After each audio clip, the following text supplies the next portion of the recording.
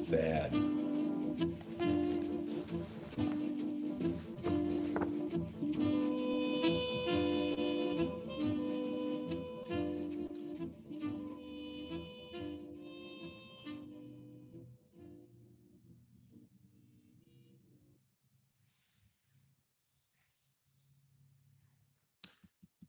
Hey, everybody.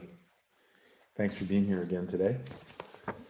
Coming at you from the Gay Street Studios on a nice Friday afternoon. I guess you won't be watching this until Monday or a little later.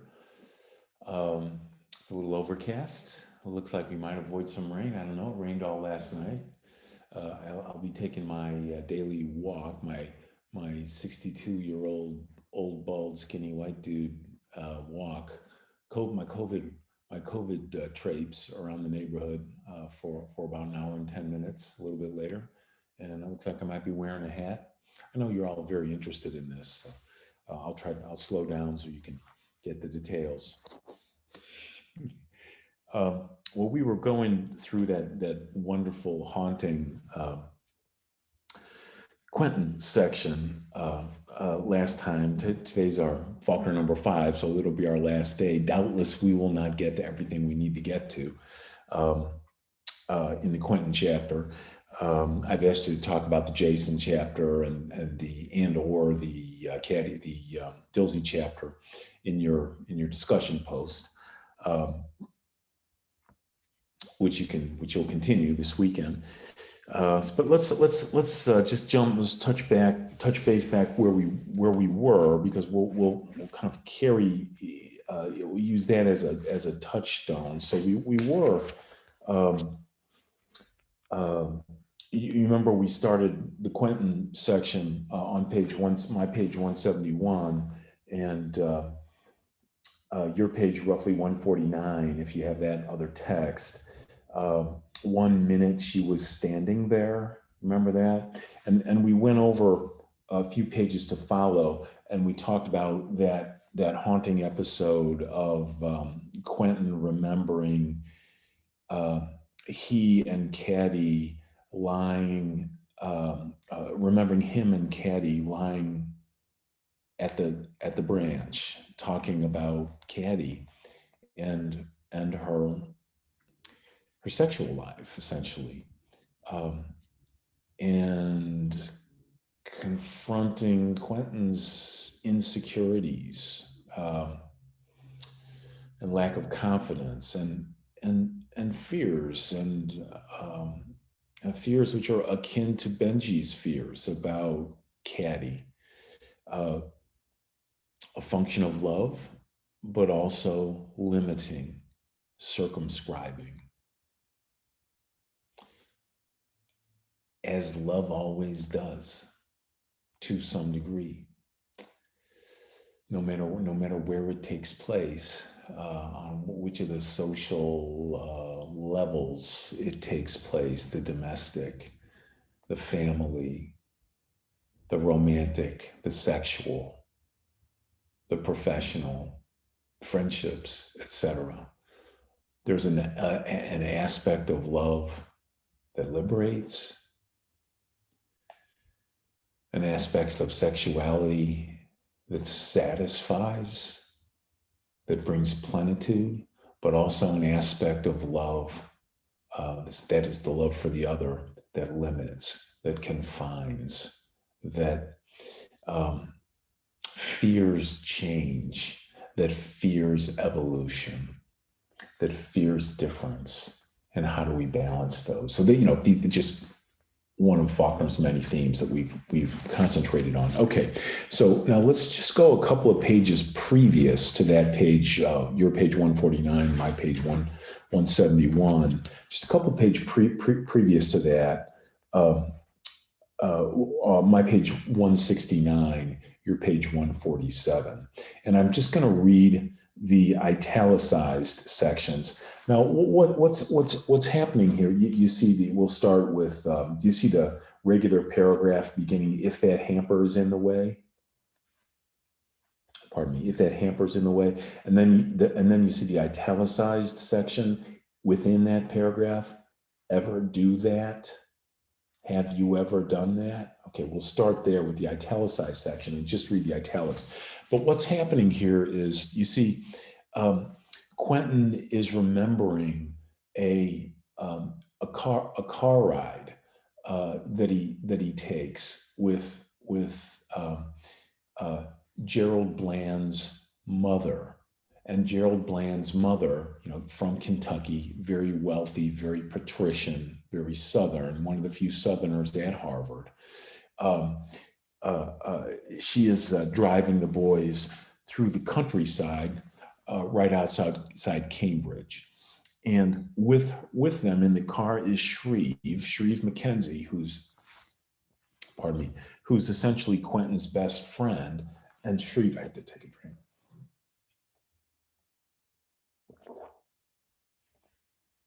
Sorry. Quentin's best friend, Shreve Mackenzie, who's Canadian. So, you know, Shreve appears in other works, most notably Absalom. Shreve's Canadian, so he's literally above all of the vexed relations between the North and the South that Faulkner thematizes in work after work. And Shreve is a buddy of Quentin who appears almost whenever Quentin does in Faulkner's Yoknapataufa novels, right? Now Shreve's name is interesting, isn't it? Because in it you see words like shrive, to shrive, and which means to absolve, and the word shriven, which means absolved. It's sort of an old-timey kind of religious word. A shrift would be a confession that leads to an absolution of some kind. And then Shrove Tuesday, all these words are related etymologically. Shrove Tuesday is the day before Lent. So it's a day of self-examination in preparation for Lent, a day of self-examination, a self-examination which absolves, a confession which leads to absolution. Shreve is also, incidentally, a real Southern name, as in Shreveport. You know, I mean, it's not just a literary fabrication. Okay, and then Mrs. Bland, whom I described before, is driving, and her son is Gerald Bland, and he's a Kentuckian at Cambridge. And this is very difficult, very confusing. You'll get it the second time around, particularly after the lectures. But Gerald Bland is an ass. He's a misogynist. He's a braggart. He's wealthy, smug, and also, incidentally, he's a trained boxer. Which unluckily for Quentin, and it's difficult. But and I'm not gonna go over this at great length. But essentially, Quentin hears Bland's casual misogyny. It's the same kind of casual misogyny I think some of y'all young women have heard young men your age, particularly from, shall we say, uneducated and unsophisticated communities in the South, but also just among frat boys. You know, I mean, among affluent people. This casual post-adolescent Southern male misogyny. I don't mean to make it only a Southern phenomenon, because clearly it's not. I don't mean that at all. But in Faulkner, you know, that's what he's examining here. And Quentin hears Gerald refer to young women, girls, as bitches. Um, and this happens again and again. And he stands up and said, "Do you have a sister?" He stands up and says, "Do you have a sister? Do you?" And he begins to assault Gerald in the car. So there's a fight in the car, and essentially, Gerald defends himself and essentially beats the hell out of Quentin. So that's a rough outline. That's kind of what's happening during that particular remembered section of the Quentin chapter. Okay, so that's just an overview. With them is a guy named Spode, Spaude, Spoade, Spode, Spoade, who's a friend of Quentin's and a friend of Shreve's. And then there are two young women, Miss Holmes and Miss Dangerfield. And it's part of what's so offensive about, pardon me, the allergies. Part of what's so offensive about Gerald Bland is that he is saying these things in front of women. And you remember this, there's a little section where he tells a story about really hurting a young woman that had been looking forward to a date with him and maybe more. And he tells this very smug, dismissive, mean-spirited story, and he's showing off. And Quentin he can't have it. There's something in him because of what he feels for his sister, and because of what his sister is going through at this exact time, right? First year at Harvard. At this exact time, he can't hear the misogyny. He's learned something about himself, learned something about the conventional masculinist perspective on young women. Okay. So so that's what's happening. And of course the italicized, this is what's going on in Quentin's head during this drive while people are talking, while Gerald Bland in particular is talking. Ever do that? Have you ever done that? Now that refers, you remember those lines, they come up almost immediately later, right? Just 4 or 5 pages from now. It's what Caddy asked Quentin. Have you ever made love? Have you ever done what I've done? Have you ever done that? In the gray darkness, comma, a little light, period. Her hands locked about, ... So we're right, he's remembering that episode that we're about to dive into, right? Continuing with the italicized section, right? Her hands locked about ... her knees, comma, with me? Her face looking at the sky, period. The smell of honeysuckle upon her face and throat. God, that smell of honeysuckle, of wisteria, jasmine, all the scents that are in the air right now, right where we are. They take on a tremendously sensual, I don't think we're putting too fine a point on it to say a sexual dimension.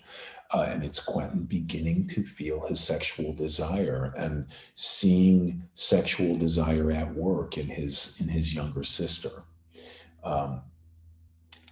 which he, like his brother Benji, is unwilling to contemplate because of what it means for his future relationship with his sister, who's the person that he cares about most in the world, just like Benji does. You see? Smell of honeysuckle upon her face and throat, continuing, like a thin wash of lilac-colored paint. It's right from the passage that we read last time. Talking about him, bringing him between us. Okay, talking about him, that's Dalton Ames. So Caddy is essentially talking about who the father of her child is. In fact, she's not entirely sure. But she's talking about the man that she loves and that she slept with, and the man that she's become pregnant by. Talking about, so this is him remembering the branch that we're about to hear about, right? Talking about him skipping him between us. Now look at what happens here, y'all. So Caddy is bringing Dalton Ames between them. Now you understand that has a particular meaning, doesn't it? In other words, now his Dalton Ames love is interposing itself between Quentin's love for Caddy and Caddy's love for Quentin, right? He's the love is separating Quentin from his sister. But look what happens. Bringing him between us, look what happens. Until the shape of her blurred, comma, not with dark. So she invokes Dalton Ames and his name. You remember Dalton Ames, her heart going, Dalton Ames. Do you love him, Caddy? Dalton Ames. No, Dalton Ames. No, I die every time I think of him. Dalton Ames.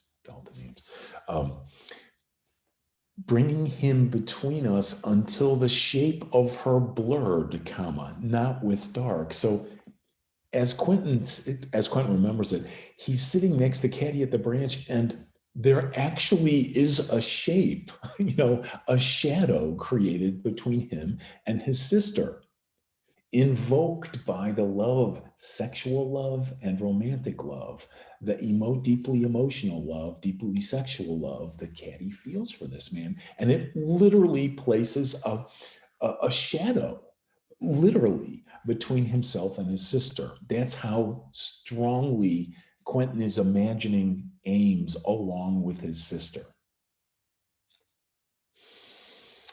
Continuing, the italics, talking about him, Dalton Ames again. Now look at this odd thing, talking about him, period. The oar blades winking him along. And you think, oar blades? What the hell? What oar blades? Dalton Ames was never in a canoe, he was new. And then you realize, that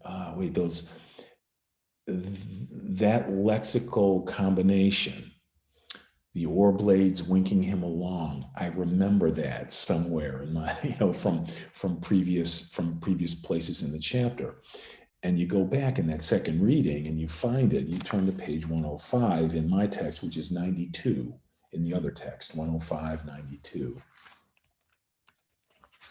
Okay, now do you see the paragraph beginning, bottom of my page 104, actually, if you have this text, but roughly page 92, do you see the paragraph beginning, the shell was a speck now?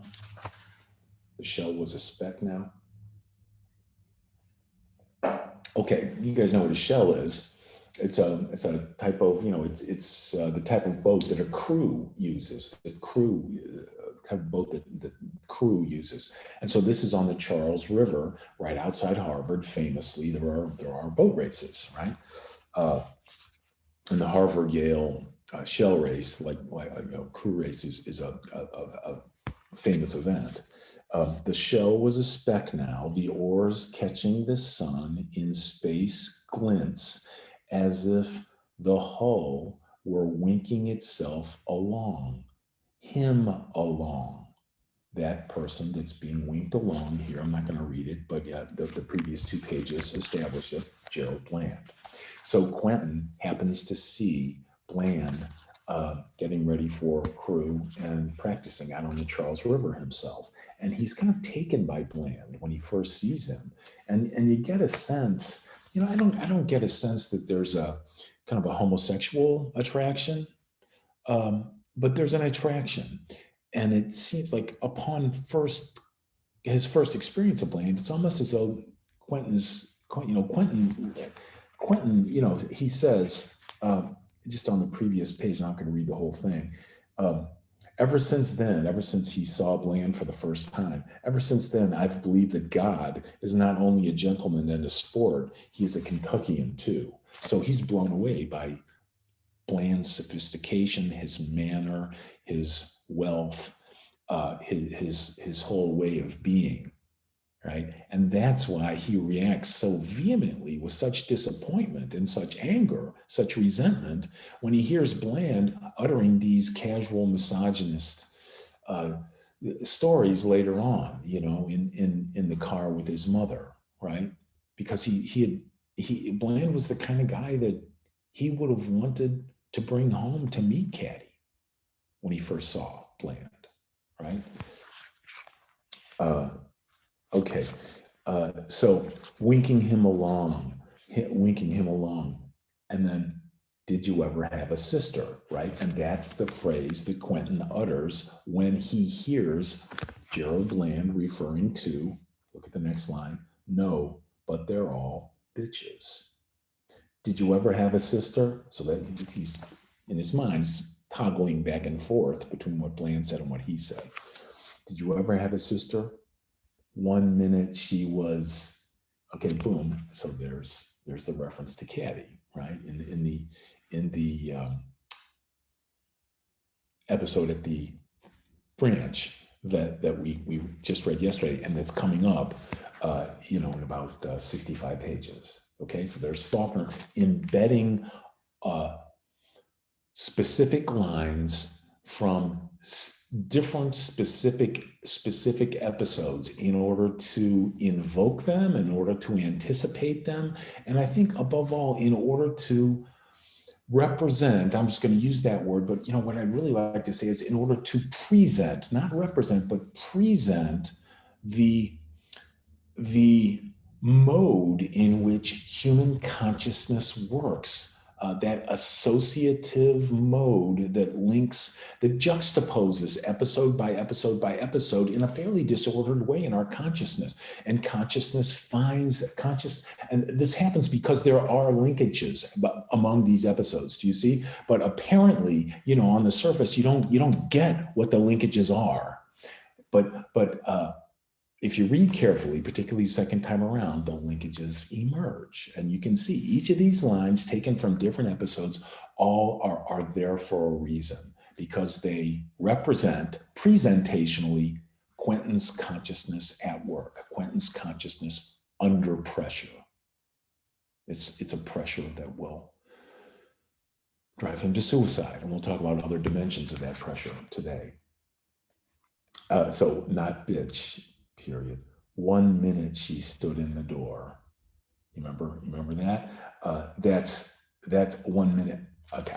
So I'm sorry, I misspoke earlier. 1 minute she was, and then 1 minute she stood in the door. That refers to that moment when both Quentin and Benji see Caddy come in after she has had a sexual experience, and Benjamin follows her up the stairs, and her eyes are quote unquote like cornered rats, and so on.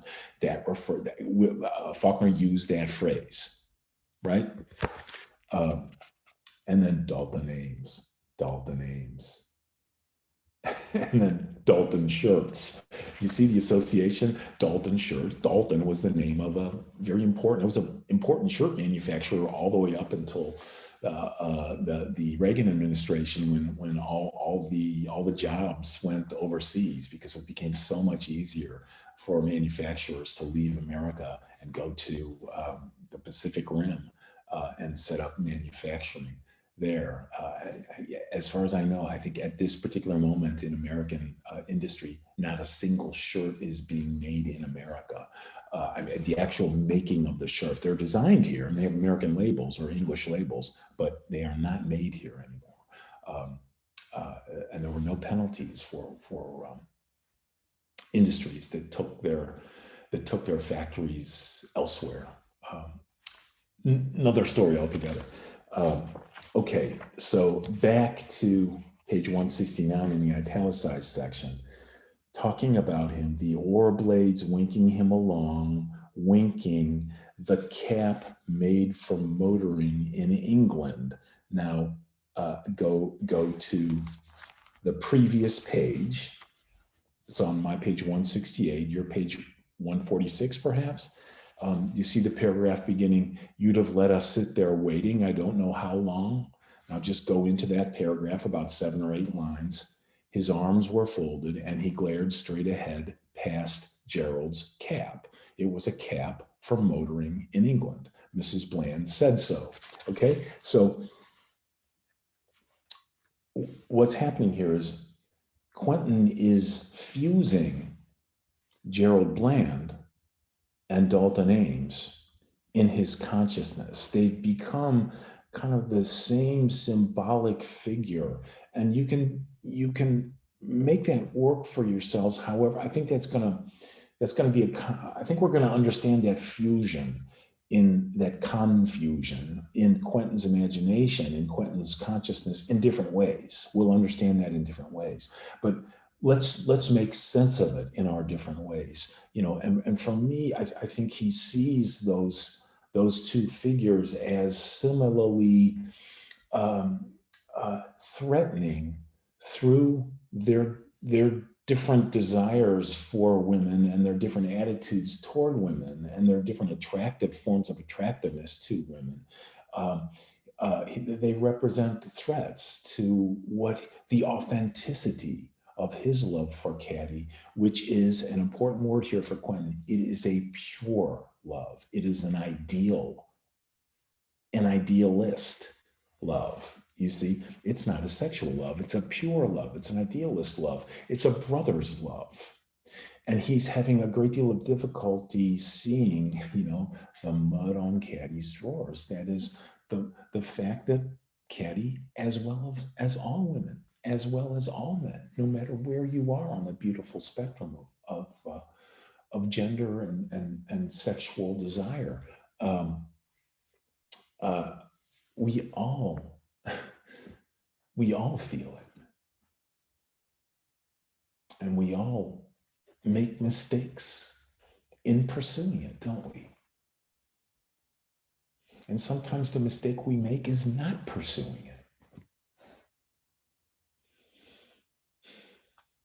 So these figures become fused in his consciousness and involved in his own feelings about Caddy and her sexuality and himself and his masculinity and his sexuality, right? Okay, let me continue. "And the cab made from motoring in England, and all time rushing beneath Gerald Bland on the bridge where Quentin confronts him." You remember that scene? And I'm sorry, I misspoke. Beneath Dalton Ames on the bridge when Quentin confronts him. You remember that scene? And there's the attempted violence. Wrong. And then the same thing with Gerald Bland. All time rushing beneath him in the Charles River. So two different streams rushing beneath these two different figures of tremendous symbolic importance to Quentin's sense of his sister, Quentin's sense of himself, Quentin's understanding of love, Quentin's understanding of the place of sexuality in love, Quentin's understanding of purity, Quentin's understanding of idealism, Quentin's understanding of the ideal, Quentin's understanding of what it means to be a good man, what it means to love.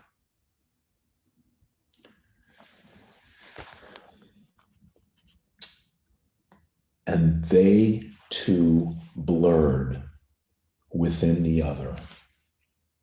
They two blurred within the other. So Faulkner tells us, right? Forevermore, they two blurred. They become each other, Bland and Ames, blurred forevermore. He had been in the army, period. He had killed men, period. Dalton Ames, which is exactly what Caddy says a few more pages down the line when they're sitting at the branch together. Do you see? So this fragmentary consciousness moving from juxtaposition to juxtaposition to juxtaposition. The juxtapositions initially unclear, but as you pursue them as a serious nerd-like student of literature, which I know you all are doing because you're my brothers, you're my sisters, right? Well, this is what we do. In that second reading, you understand the linkages. What does this remind you of? It's T.S. Eliot at the end of the wasteland. It's these fragments I have shorn against my ruin, right? This is the way my consciousness is attempting futilely in the case of Quentin. I'm thinking also with futility in the case of Eliot.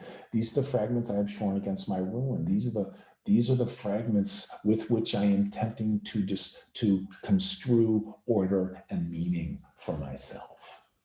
Golly.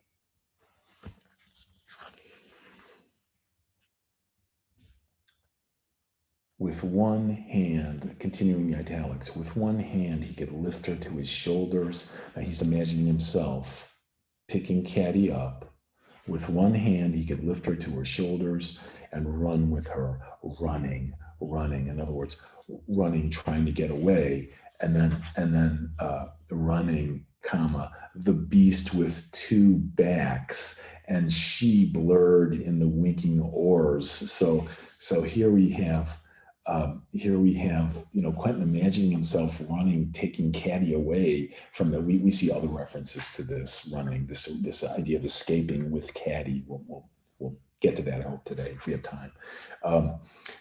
And Caddy is now blurred in this picture. So it's Quentin, Dalton, Gerald, and Caddy all blurred in the winking oars, running. The swine of the Abuleus. Abuleus is a figure, long story short, a figure from Greek myth. And the swine of Abuleus, it's a kind of a nasty image, but Abuleus's pigs are copulating even as they race over a cliff to their deaths. So it's a kind of a bizarre Greek mythic image of a blind copulation that's leading somewhere very destructive, a blind copulation that's leading somewhere very destructive. And y'all, isn't it true? I don't want to get too specific about this, but isn't it true?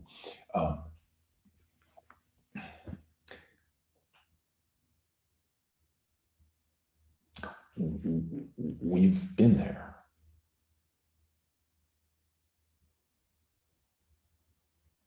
Involved in sexual expression, sexual desire, and the satisfaction thereof without thinking about the consequences to ourselves, to other human beings, to the people that we care about, to the people that we may be making love to at the time. And so on. So that's Abuleus. That's why that myth is a powerful one, because it really does represent part of our human sexual experience. Faulkner misspells Eubuleus, but that's okay.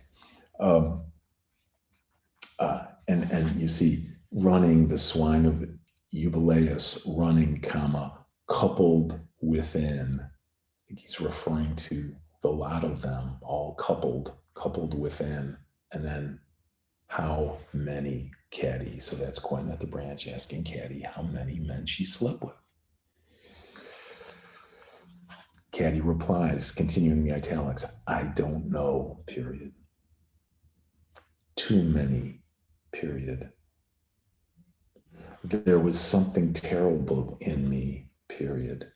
Terrible in me, period. So Caddy, having expressed her sexual desire in a way that we understand as entirely natural, but because of the social context of this, because of where we were in our attitudes toward the sexuality of women, the sexuality of young women in particular, feeling shame, feeling guilt, and Quentin, because of what a brother was supposed to feel for a young woman at that time, what a brother was supposed to feel for a sister at that time, feeling that guilt himself, feeling that shame himself for her and with her out of love, you see, out of love, but it's also a love that confines. It's a love that, in a certain way, imprisons instead of liberates. It's a love that imprisons himself as well as the girl that he loves, Caddy, the sister that he loves. And then Father, I have committed, period. Now that's the first fragment of what he tells his father. He tells his father that he has committed incest with Caddy. To mitigate the reality, the problematic reality of her pregnancy out of wedlock with a man that she really doesn't know all that well. So Quentin, in his misguided, I think it's fair to say it's this misguided sense of protection, this misguided sense of love, he tells his father, I am responsible for what has happened to Caddy, period. And then again, have you ever done that? That's what Caddy asks him. We didn't, period. We didn't do that, period. Did we do that? Period. So there's Caddy asking Quentin, or we're not sure, or Quentin asking Caddy. I think it's Caddy asking Quentin. Could be the other way around. Whether that sexual and possibly violent scenario that we went over last time, where they lay next to each other and Quentin opens his knife up, the sexual dimensions of that and the Faulkner's sexualizing of that language, that's what she's referring to there. So if you imagine the guilt and shame and confusion that Caddy herself feels, empowered by her passion, feeling the power of her sexual desire, feeling the satisfaction of being with someone sexually and romantically that she loves and that she wants. So she feels that potency, that sexual and romantic power in herself, and she's acted on it. But she's also confined. She's confined by her culture, and she's confined by the love of her brothers, particularly Quentin and Benjamin. Confined by the very love that wants to understand, that wants to protect, think particularly of Quentin there, that wants to protect. Benjamin mourns, feels the sorrow and the pain, inarticulate. Quentin wants to protect. Quentin wants to run away with her. Quentin wants to take on self-sacrificially, Gatsby-esque, wants to take on self-sacrificially the blame, the guilt. He wants to redeem. And then Quentin, I'm continuing. Quentin replies, you see continuing the italics, we did, period. How can you not know it, period? So he's saying that we did. He's trying, in effect, he's gaslighting her in a way. He's saying, it was I. It wasn't Dalton Ames. It was I. We did it. If you'll just wait, I'll tell you how, period. It was, period. It was a crime, period. We did a terrible crime, period. It cannot be hid. This is Quentin unburdening himself to Caddy, period. But it's all a lie. But he wants it to be true, because if it's true, as horrible as it is, as terrible as it is, it's better than the reality of Caddy's, in his mind, it's better than the reality of Caddy's circumstances.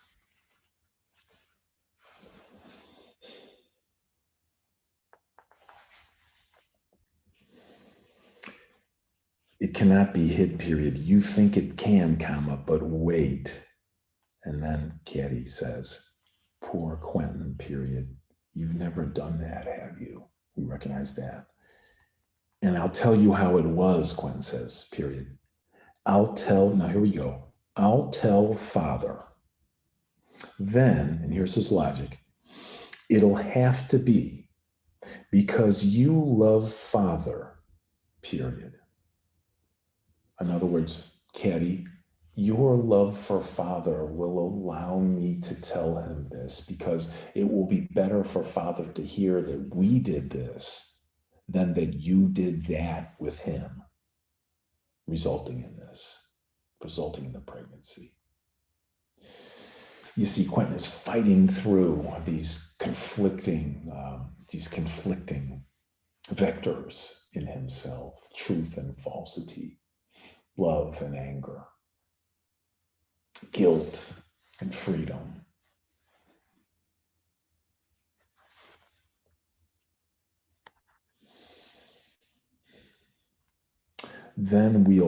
Then after I tell Father that we committed incest, then we'll have to go away. It's not well, it's we'll, with an apostrophe in there.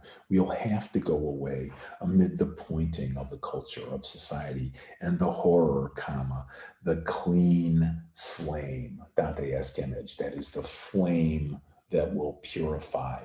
My confession, false, of our act, false, will purify the guilt that you carry for what really happened to you. You can see how lost he is in these contradictory emotions and these contradictory ideas involving culture, guilt, loss, desire, grief, shame, disappointment, purity, idealism, and the love a brother has for his sister.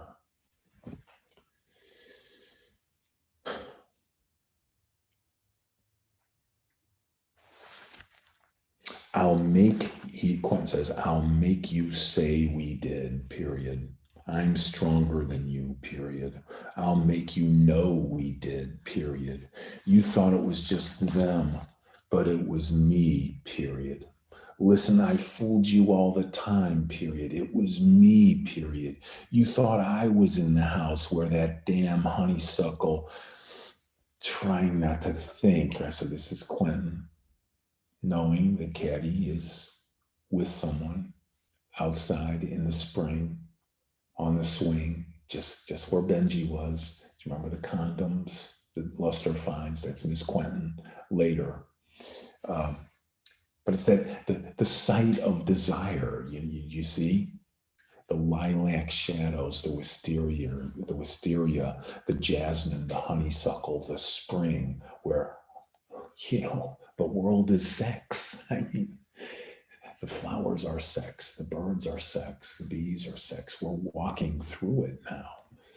Sex is all over the car and that fine pollen all along that we blow away. Do you see? So that sexuality is something that Quentin is encountering himself, but in a very problematic way, made problematic by his culture, in the same way that Caddy's is made problematic by her culture, enforced by her brothers.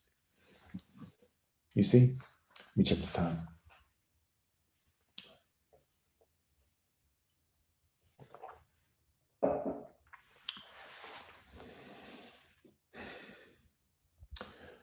Trying not to think, the swing, the cedars, the secret surges, the breathing locked, drinking the wild breath, the yes, yes, yes, yes.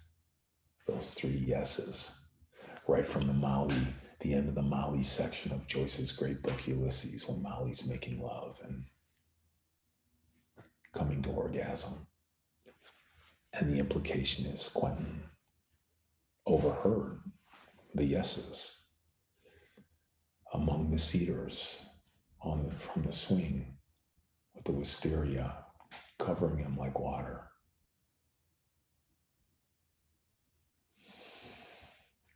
Continuing, did you love them, Caddy? In other words, tell me, Caddy, what is the relationship between love and sex? Did you love them? You barely knew them. Did you love them? She says, when they touched me, I died.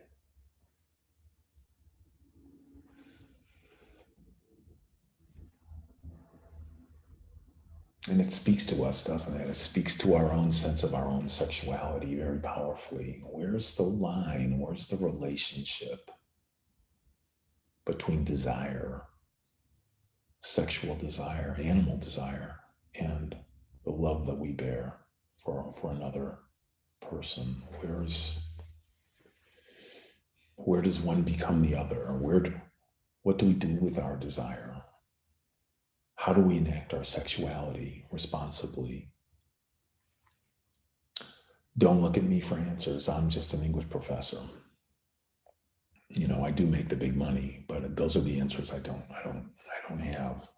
But see, that's what Faulkner doesn't nail those down for us, I don't think. You know, he doesn't tie those questions up with an answer and wrap it up in a little package and give it to us like a lot of writers will. Those are the ambiguities of the human condition, the inescapable, ineffable. They're the ambiguities of the human condition, inescapable, ineffable, that we occupy 24/7. Even in our sleep, even in our dreams, we occupy them. Sometimes most of all in our dreams, right? What Faulkner is doing, just like Sophocles does, they bring us to the issues. They lead us in the exploration, but they do not wrap up these mysteries in a bow, because to do that would be to perpetrate a falsehood, you know, to perpetrate a lie. So they lead us to the profound ambiguities.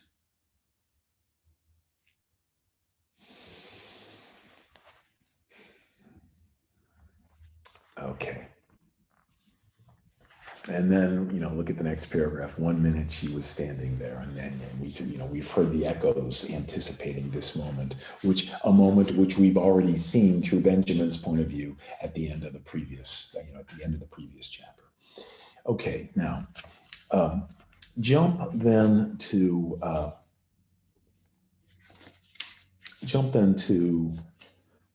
page 202 in my text, 176 in your text, page 202.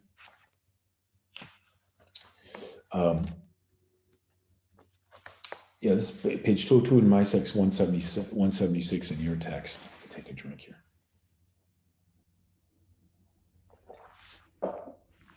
You see the paragraph beginning, the 3/4 began. Okay, now you may not remember, but in your second reading, make sure you notice at the beginning of the Quentin chapter, the bell, there's a bell, right? So he knows exactly what time it is. So the 3/4 began, that refers to the campus bell ringing. And 3/4 would be, back in the old days, you'd hear, it doesn't happen anymore, except unless it happens in European cities, but not here. You hear bum, bum, bum, bum, bum, bum, bum, bum, bum, bum, bum, bum, bum, bum, bum, bum, bum, bum, bum. That'll be 3 o'clock. The 3/4, and then it would ring every 15 minutes. But for 3:15, you'd hear, at 15 minutes after the hour, you'd hear bum, bum, bum, bum. That's it. Half hour after the hour, 30 minutes after the hour, you'd hear bum, bum, bum, bum, bum, bum, bum, bum. 3/4, you'd hear bum, bum, bum, bum, bum, bum, bum, bum, bum, bum, bum, bum. And you know it's 1/4 right? That's what he's talking about. So, guys, this, I guess the best thing to call it is a reverie. This reverie has lasted 45 minutes. The everything in the Quentin chapter in terms of real time had 45 minutes have elapsed. It's like a lifetime. But isn't that how human consciousness works? We are lost to time, and time is lost to us when we are living a full consciousness. You see, when we leave time behind, when living in our consciousness, that can be a very dangerous thing, but it can also be a very exhilarating thing.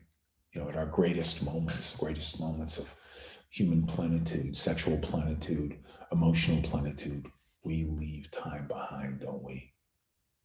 Contrastively, the hours drag in moments of desolation, in moments of profound boredom, like the one you're experiencing, right? The three quarters began. The first note sounded. Okay. So, guys, the three quarters are running when you see this huge paragraph. The last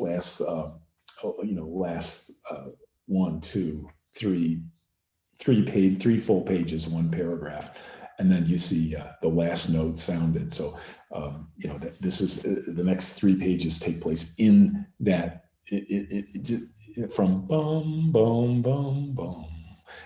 From that first note all the way through to the last, which probably lasts 15 seconds maybe. Okay, and now so let me jump here. Now this is where Quentin is having a conversation with his father, and he has just told him, the father, falsely, that he has committed incest with Caddy. So he actually does this. He goes through the plan. And his father is talking him through this. Do you see, now this is impossible, but you see the paragraph beginning the three quarters began. It should be your page 176. 3 quarters began. So this is about, it's about 2 full inches into that paragraph. Do you see the reference to the swine of the Eubulaeus? The swine untethered in pairs, rushing coupled into the sea. And then, and he, no punctuation, so I'm going to give you a second to find it. And he, so that's for Jason's father. I'm going to speak the punctuation because I think it'll help. And he, Jason's father, we must just stay awake and see evil done for a little while. Now that evil, people being led to do things that probably aren't the best things for them to be doing, or people deciding out of their own desire to do things that probably aren't the best things for them to be doing, probably aren't morally, or probably aren't ethically, or probably aren't pragmatically, whatever the case may be. People make mistakes. Notice, I'm not telling you, what your mistake. I'm not telling you what I think your mistakes are, but we all move according to our own lights, right? But Mr. Compson is saying we must just stay awake and see evil done for a little while. In other words, our lives only last so long. And we only encounter so much sorrow, so much grief, so much loss, so much error, so much disappointment for so long. Why? Because of mortality. We will die. All things pass. He says, we only have to stay awake and see evil done for a little while. It's not always, period. And so Quentin replies, it doesn't even have to be that long for a man of courage. What is he saying? You can take your own life if you have the guts and not see evil done anymore, and not live in a morally compromised world, and not live in a world that's full of grief and guilt and loss and misunderstanding. This is what Caddy's act and the results of Caddy's act. This is, and her marriage to the awful Herbert Head, and the whole thing that's put, the whole thing that's put into motion by that act, the act of love, by a young woman who probably, I don't mean to be prescriptive, but probably under those circumstances, probably, was not a great idea. It's an error, a mistake, but a mistake that creates futures that are untenable. It doesn't have to be even that long for a man of courage. And do you consider that courage? That is the courage that is taking your own life? Is that courage? In other words, the implication is perhaps it's the opposite of courage. And Quentin says, yes, sir, comma, don't you, question mark? And he replies, every man is the arbiter of his own virtues, period. In other words, it's up to you to decide what's courage and what isn't. It's not up to me to decide that for you. We all are the arbiter of the choices, of the rightness or wrongness of the choices that we make, right? Whether or not you consider it courageous, is of more importance than the act itself, than any act. Otherwise, you could not be in earnest. So Quentin replies, and you don't believe I'm serious, right, about taking my own life, which he says he's going to do. Mr. Compton, I think you're too serious to give me any cause for alarm. You wouldn't have felt driven to the expedient of telling me you had committed incest otherwise. And Quentin says, I wasn't lying. He's still standing by that. I wasn't lying. Mr. Compton, he's telling him, you wanted the idea is in telling me that you had committed incest with Caddy. You wanted to sublimate a piece of natural human folly. Natural, because our sexuality is natural, and human, because all human beings feel it, and folly simply because it's an error and it's a divagation from the path that we know we should probably be on. But it's a very understandable one, a very human one. It's a mistake. You wanted to sublimate a piece of natural human folly into a horror and then exorcise it with truth. But of course, you have to put that, I literally have that word truth in quotation marks because it's not the truth, it's a falsehood, right? But he wants to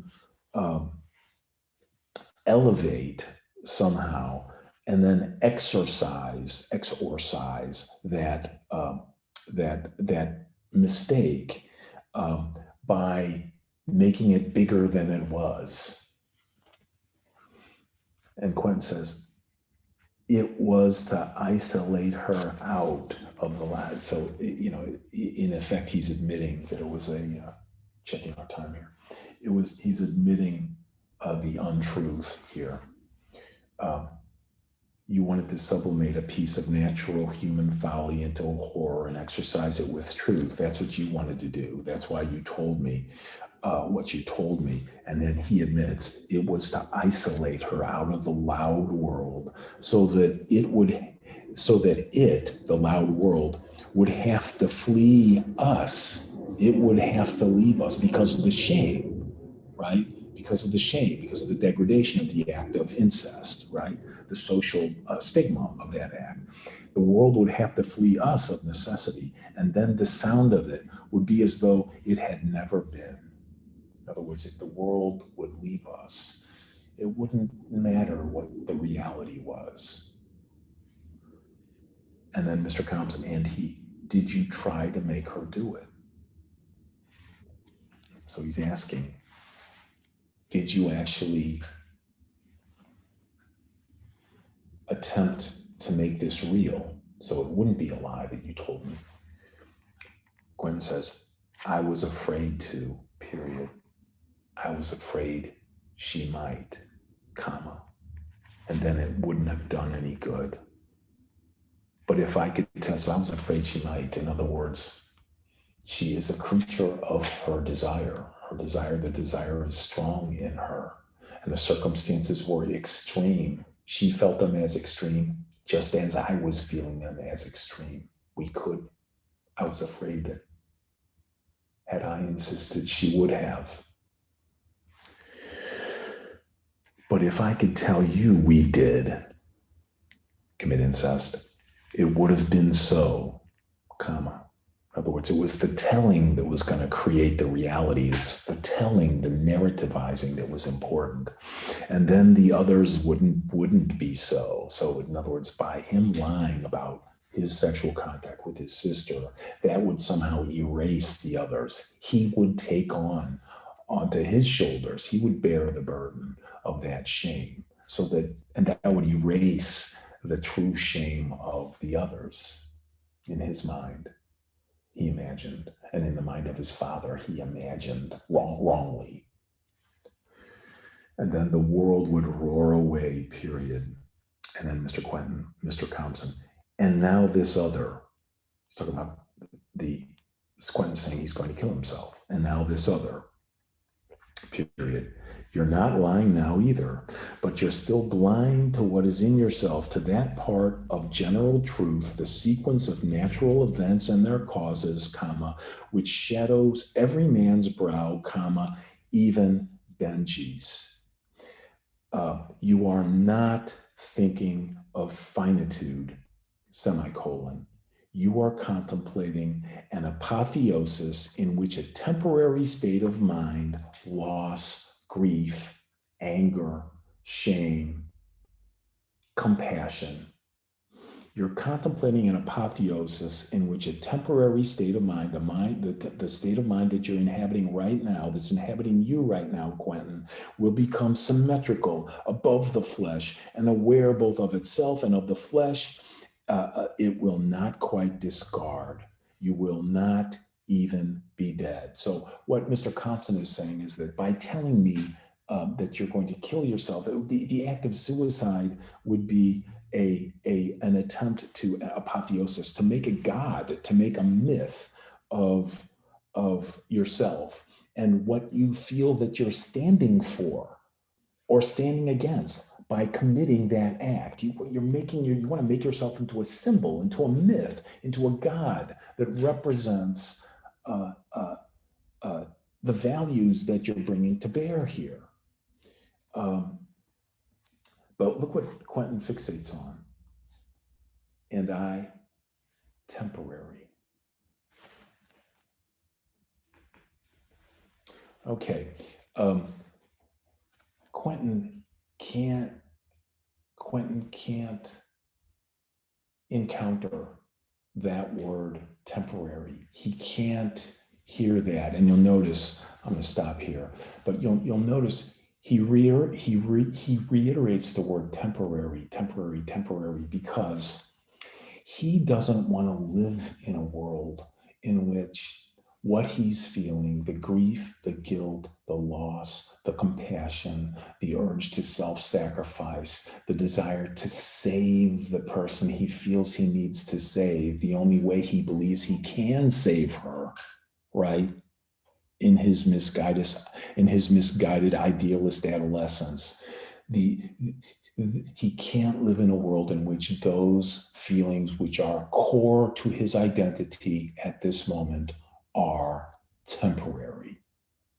Mr. Compson is telling him all things must pass.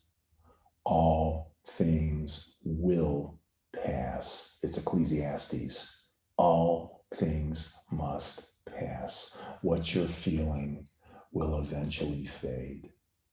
And Quentin cannot live in a world in which that's true. And he kills himself as a defiance of that proposition. And there's something very beautiful in that act, I think, but also something very tragic. Like Fitzgerald said, show me a hero and I'll show you and I'll write you a tragedy, right? Okay, what I'd like you to do, finishing up here, what I'd like you to do is continue doing exactly this line by line reading in a very exact way, all the way through the passage we're in now, all the way through this huge paragraph that ends with the next paragraph, the last note sounded. So I reserve the right to ask you about the rest of this paragraph, the rest of this lengthy paragraph, and what it means on the final exam. And I shall be happy to talk to you about anything you don't understand. All you have to do is shoot me an email. Okay, great. Okay, thanks, y'all.